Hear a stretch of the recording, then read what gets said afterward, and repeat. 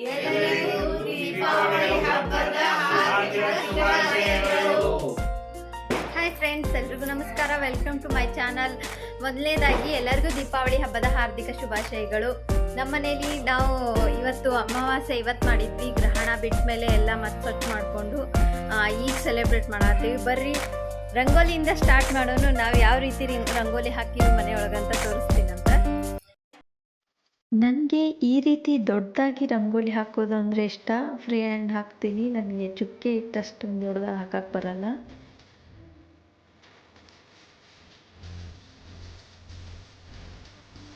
ನನಗೆ ಫಂಕ್ಷನಲ್ಲಿ ಮನೇನ ಡೆಕೋರೇಟ್ ಮಾಡೋದು ತುಂಬ ಇಷ್ಟ ಆಗುತ್ತೆ.